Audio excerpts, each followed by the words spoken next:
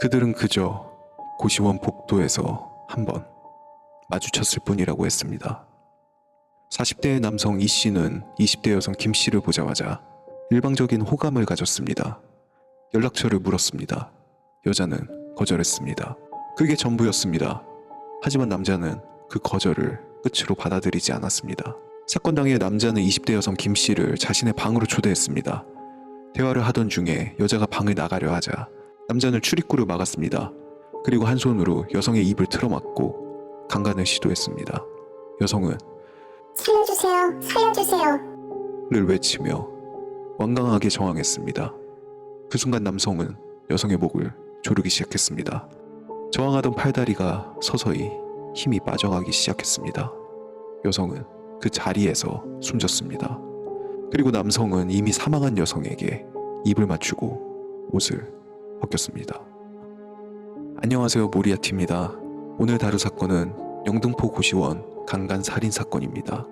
가해자 40대 남성 이 씨는 이미 성범죄 전력이 있었던 인물이었습니다. 그럼에도 불구하고 우리는 또 이런 사건을 마주하게 됐습니다. 왜 이런 사람은 계속 같은 방식으로 이 사회에 다시 나타나는 걸까요? 그리고 우리는 왜 항상 사건 이후에만 분노하고 마는 걸까요? 사건은 2025년 1월 4일 밤 10시경 서울 영등포구 도림동에 위치한 한 고시원에서 발생했습니다. 가해자 이 씨와 피해자 김 씨는 같은 고시원에 거주하던 투숙객이었습니다. 둘 사이에는 어떤 교류도 없었습니다. 접점은 하나뿐이었습니다. 고시원 복도에서 마주쳤다는 것. 그것 하나뿐이었습니다. 이 씨는 김 씨에게 일방적인 호감을 느꼈고 사건 약 한 달 전 연락처를 알려달라며 접근했습니다. 김 씨는 이를 거절했습니다. 보통의 우리 사회라면 여기서 이야기는 끝났어야 합니다. 하지만 이 씨는 거절을 관계의 종료로 받아들이지 않았습니다. 그리고 고시원을 떠나기 전 김 씨와 성관계를 맺고야 말겠다는 결론에 도달합니다. 사건 당일 이 씨는 김 씨를 자신의 방으로 오게 만듭니다. 방 안에서 대화를 나누던 중에 여성 김 씨가 자리를 뜨려고 하자 이 씨는 출입구를 막아섰습니다. 손으로 김 씨의 입을 막고 제압한 뒤 강간을 시도했습니다. 김 씨가 소리를 지르며 저항했습니다. 그 순간 이 씨는 선택합니다. 도망도 포기도 아니었습니다. 침묵을 만들기 위해 살인을 선택합니다. 김 씨는 그 자리에서 사망했습니다. 그리고 이 씨는 숨진 김 씨의 입술에 입을 맞추고 옷을 벗겼습니다. 이것이 오늘 사건의 전말입니다. 많은 사람들은 이 사건을 연락처를 거절당해서 벌어진 일처럼 설명합니다. 하지만 정확히 말하자면 조금 다릅니다. 문제는 거절 그 자체가 아니라 거절을 받아들이지 못하는 인식 구조에 있습니다. 이 씨에게 김 씨는 대화의 상대가 아니라 획득 가능한 대상으로 보았을 수도 있습니다. 그래서 거절은 의사 표현이 아니라 방해 요소로 받아들였을 가능성이 있습니다. 또한 김 씨의 거절을 다르게 보면 이 씨 자기 자신에 대한 공격으로 받아들였을 수도 있습니다. 자존심에 대한 공격으로 받아들이고 김 씨에 대한 욕망이 왜곡된 집착으로 발전했을 수 있습니다. 또한 이 씨는 우발적으로 범행하지 않았습니다. 그는 고시원을 떠나기 전에 라는 조건을 스스로에게 설정했습니다. 이 말의 의미는 단순합니다. 실패해도 관계가 깨질 위험이 없고 들켜도 도망만 간다면 다시 마주칠 가능성이 없고 마지막까지 자신은 최선을 다했다는 자기 합리화, 즉 범행을 결심하기에 최적의 조건이라고 스스로를 되뇌었을 수 있습니다. 이건 감정이 아니라 상황 계산이었습니다.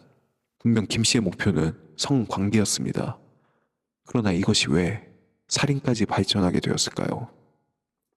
김 씨가 저항하고 소리를 질렀을 때 이 씨는 분노하지 않았습니다. 오히려 더 냉정해졌습니다. 그 순간 그의 머릿속에는 하나의 질문만 남아있었습니다. 들키면 어떡하지?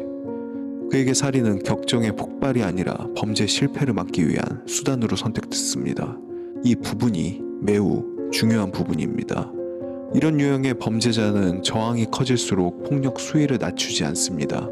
오히려 침묵을 만들기 위해서 그 수위를 끌어올립니다. 이 사건에서 가장 불편한 지점은 사망 이후의 행동입니다. 이 씨는 자신이 살인이라는 엄청난 죄를 짓고도 성적 욕망을 해소하기 위해 시신을 오욕하는 행위를 벌입니다. 자신이 최초에 결심했던 범행을 침착하게 그러나 개걸스럽게 끝까지 수행하는 행위를 보여줍니다. 다음 날인 1월 5일 오후 4시 30분, 이 씨는 경찰서로 가서 자수합니다. 경찰은 이 씨를 살인 혐의로 긴급 체포하였습니다. 자수 전까지 그는 김 씨의 시신을 자신의 방 안에 그대로 방치하고 있었던 것으로 알려졌습니다. 이후 법원은 이 씨에게 무기징역에 전자발찌 20년형을 선고합니다. 이 씨는 초범이 아니었습니다. 하지만 전력은 관리되지 않았고 환경 속에 그대로 방치되었습니다. 이건 개인의 실패가 아니라 사회가 위험 신호를 처리하는 방식의 실패입니다. 전력이 있다는 사실이 아무런 예방 조치도 이어지지 않았을 때 그 정보는 무력화되었습니다. 이런 사건을 두고 우리는 흔히 이렇게 말합니다. 미친놈 하나 잘못 만나서 그렇지. 틀린 말은 아닐지 모릅니다. 하지만 그 미친놈 하나를 잘못 만나는 건 제가 될 수도, 당신이 될 수도, 당신의 가족이 될 수도 있습니다.